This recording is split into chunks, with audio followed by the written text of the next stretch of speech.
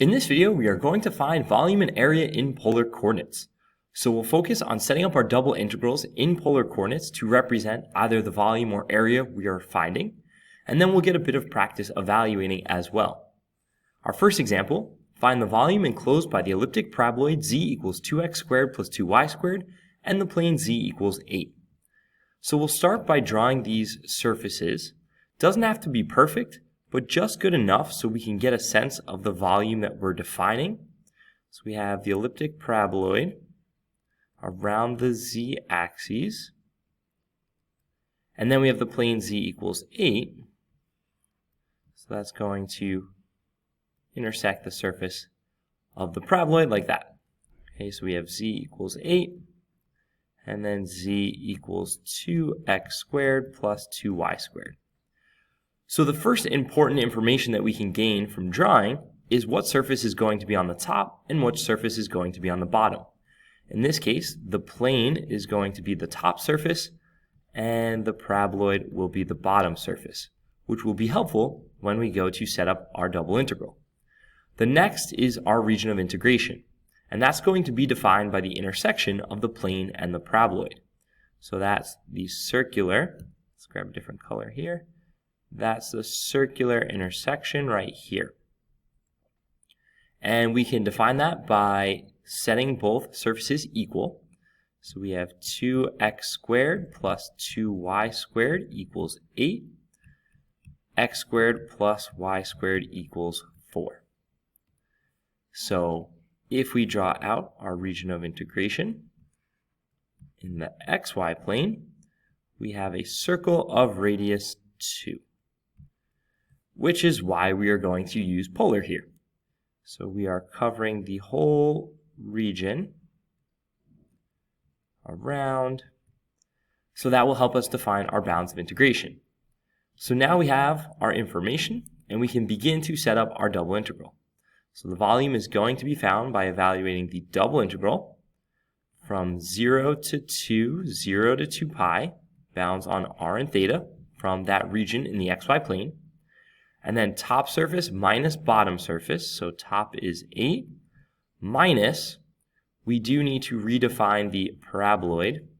So if we take z equals 2x squared plus 2y squared and convert it to polar, that will be z equals 2r squared. So minus 2r squared.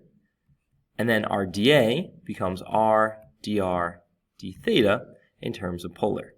Right, so just emphasizing this fact as well, we need that factor of r in our integration. We did create a separable double integral here. This function is only in terms of r. Our bounds are all constants, so we can separate. So integral from 0 to 2 pi of 1 d theta times the integral from 0 to 2 of 8r minus 2r cubed dr. So with respect to theta, we get theta evaluated from 0 to 2 pi, and then we have 4r squared minus 1/2 r to the 4th evaluated from 0 to 2. So that means we have 2 pi times 2 squared is 4 times 4 is 16 minus 2 to the 4th, 16, half of that is 8. And if we were to plug in 0, we would get 0 for both terms. So 8 times 2 pi, 16 pi. So this particular example works out relatively nicely when we convert to polar. It would definitely be a little bit more challenging. It is possible, but more challenging if we were to do it in terms of x's and y's. Our next example, find the volume enclosed by the cylinder x squared plus y squared equals 1 and the sphere x squared plus y squared plus z squared equals 9 in the first octant. Okay, so again, make our best attempt at sketching this out in 3 space to give ourselves a sense of what we're looking for. So instead of drawing the whole sphere, since we're in just the first octant, I'll draw the hemisphere, so the upper hemisphere that is. So we have here.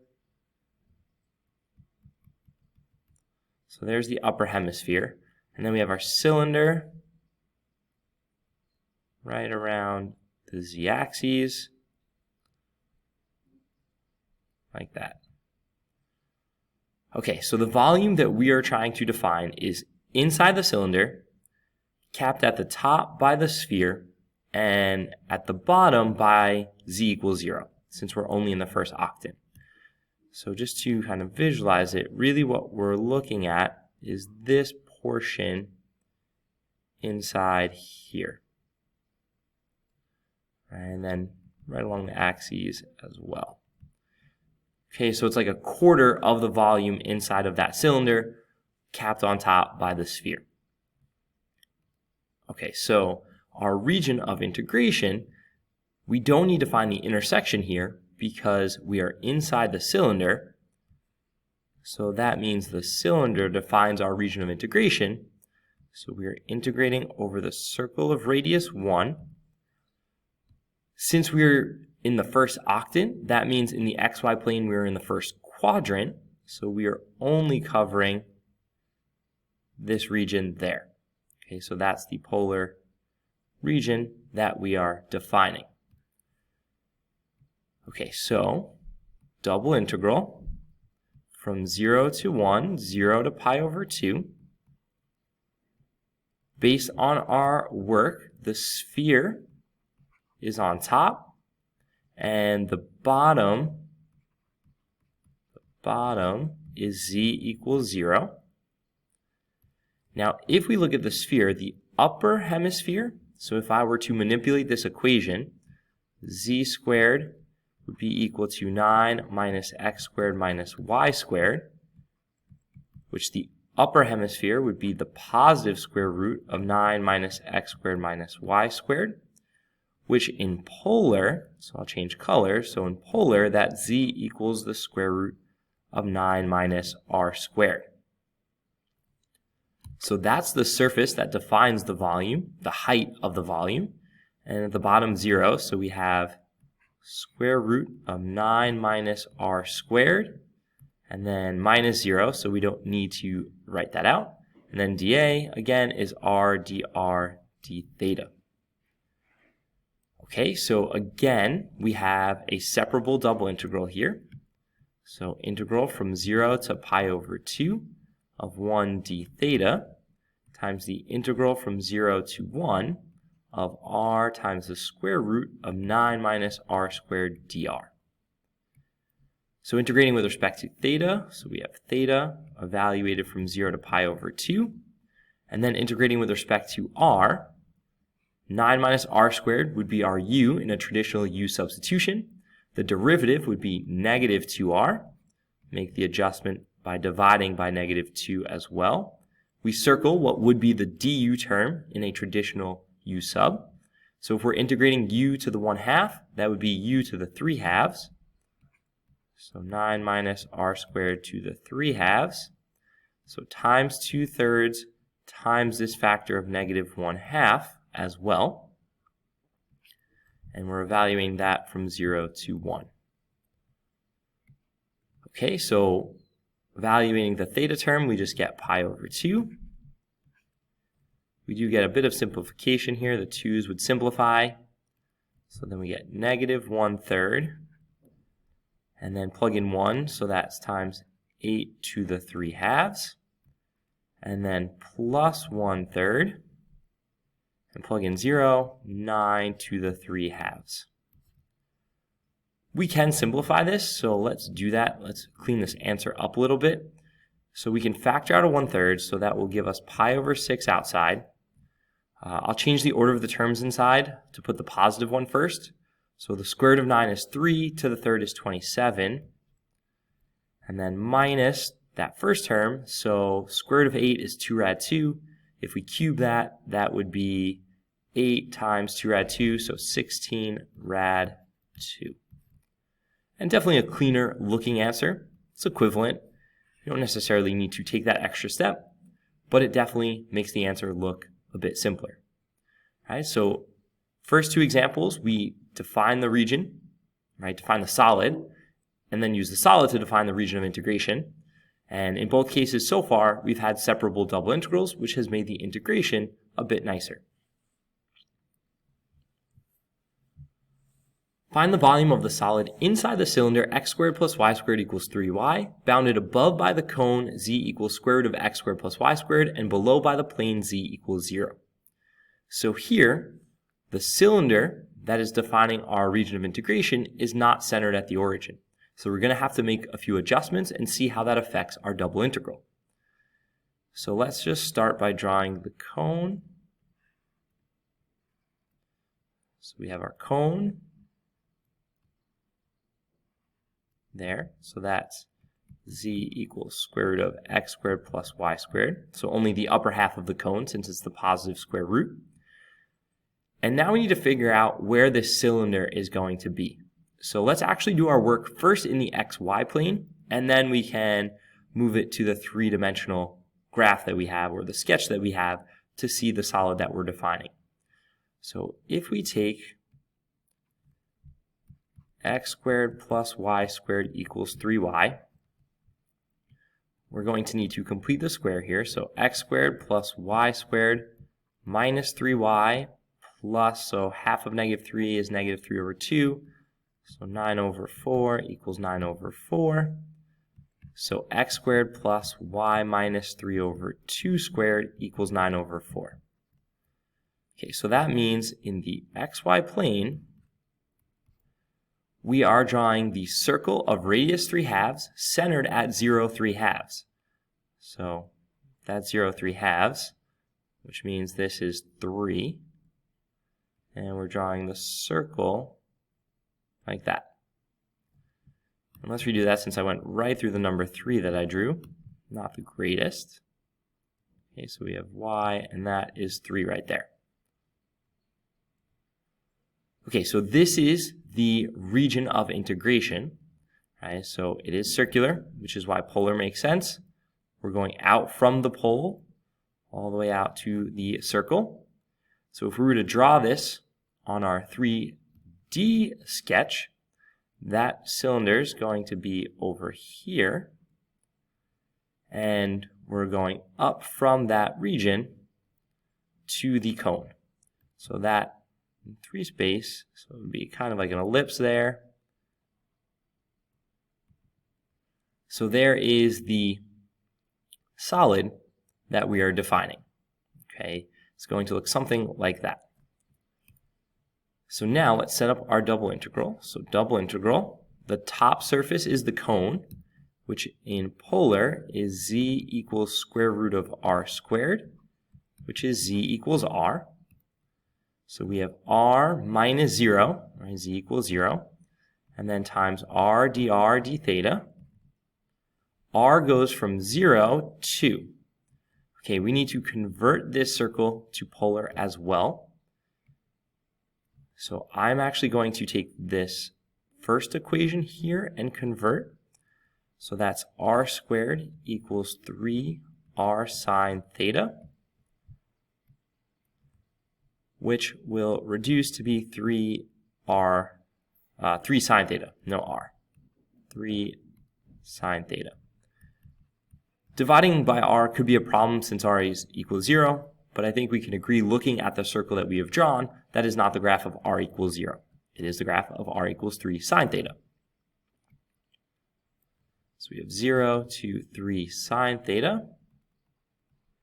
And now another important fact that we need to know in order to set up our double integral correctly here is that the period of this type of polar circle is pi. Right? So the period is pi, which essentially just means we only need to graph from 0 to pi to complete this circle. If we went past it, so let's say we just went from 0 to 2 pi without thinking about it, we're going to cover this region twice, which means we'd get 2 times the volume that we're trying to define. Right? So if you need help thinking about that, if you plugged in 0, sine of 0 is 0, so you'd start at the pole. At pi over 2, we'd be at 3. At pi, we'd be back to 0, and we'd have completed the whole circle. Right? Just a different way to think about it. So 0 to pi. And that's one of the challenges when we have these types of cylinders, which are circles in the xy plane, that are not centered at the origin. Now, we do not have a separable double integral because our inner bound of integration is a function of theta. So we can simplify what we're integrating. So 0 to pi, 0 to 3 sine theta of r squared dr d theta. So that's going to be the integral from 0 to pi of 1/3 r cubed from 0 to 3 sine theta d theta.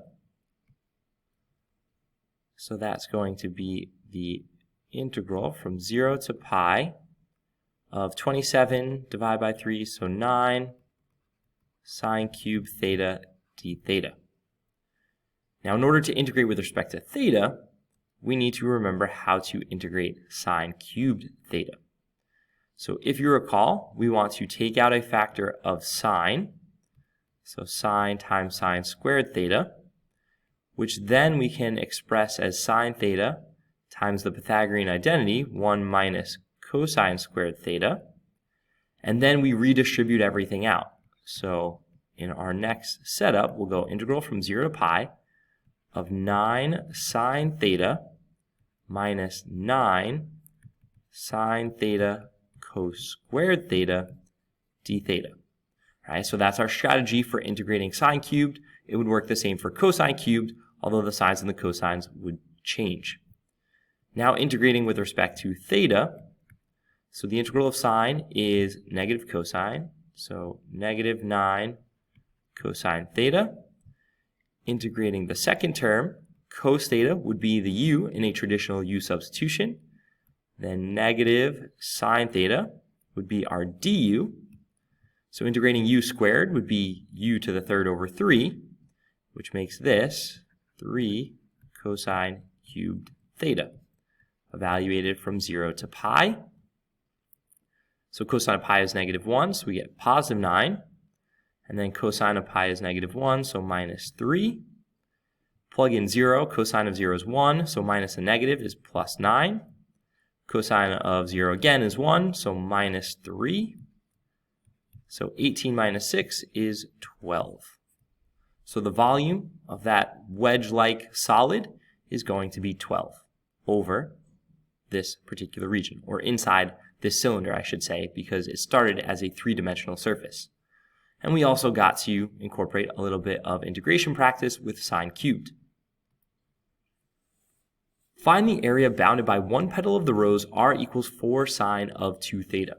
So if we recall, to find the area, that's just the double integral over the region r of 1 dA. So now the function that we're integrating is 1. In this case, we want to convert everything to polar. So if we draw the polar rows, just as a little bit of review, this polar rows with a sine function is going to look like this with 4 petals. And we want to find the area of 1 like this. So there are a few different approaches that we could take. We can find the area of the whole rows and divide it by 4, or we can just single out one of the petals. I'm going to single out one of the petals just so we can incorporate a little bit of trig review as well. So we need to figure out where the petal starts and where that petal ends, which means we're looking for where 4 sine of 2 theta equals 0. So that really means sine of 2 theta equals 0, which means that 2 theta equals 0 plus pi n. Using a bit of general solutions here, since there will be multiple angles where this rows is equal to 0. So then theta equals 0 plus pi over 2n. Now this can be used to find all of the different angle values where this rows goes back to the pole. We just need the first two because those will define the first leaf of the rose or petal of the rose. So we're looking at 0 and pi over 2. Although there are more, those are the only ones relevant for the double integral we're setting up. So we have the double integral. So r goes from 0 to 4 sine 2 theta. And then we're going 0 to pi over 2 of 1 times r dr d theta. Again, not separable, since our inner bound is a function of theta. So first round of integration, 0 to pi, 1/2 r squared. Evaluate that from 0 to 4 sine of 2 theta d theta. And just to highlight for a moment, if you remember from single variable calculus, those polar integrals that you were setting up were always of the form 1/2 r squared d theta. Well, here it is in a different version coming from a double integral instead, but still that structure of 1/2 r squared d theta. So plugging in our bounds, we have 0 to pi, 16 divided by 2, so we have 8 sine squared 2 theta d theta. So this example gives me an opportunity to show you what happens when the angle changes, but we still need to make a trig substitution. So normally for sine squared of theta, we use the double angle formula, which is cosine of 2 theta equals 1 minus 2 sine squared theta. Now, since we are trying to replace sine squared of 2 theta, we'll double all the angles. So that's going to be cosine of 4 theta equals 1 minus 2 sine squared 2 theta, which means that sine squared of 2 theta equals 1 minus cosine of 4 theta all over 2. So putting that into our integral, we'd have the integral from 0 to pi of 8 times this expression, so that's 4 minus 4 cosine of 4 theta d theta. So the integral of 4 is 4 theta. Integral of our second term, so 4 theta would be our u, du would be 4, so we just circle that 4 in front. Integral of negative cosine is negative sine, so negative sine of 4 theta.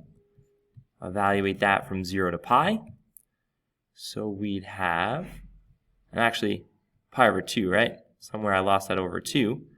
But luckily I realize that now before we finish the problem, since we would have gotten a wrong answer. So 4 times pi over 2 is 2 pi. And then plug pi over 2 in, so sine of 2 pi is 0. And then plug 0, we get 0. Sine of 0 is also 0, which means our answer is 2 pi.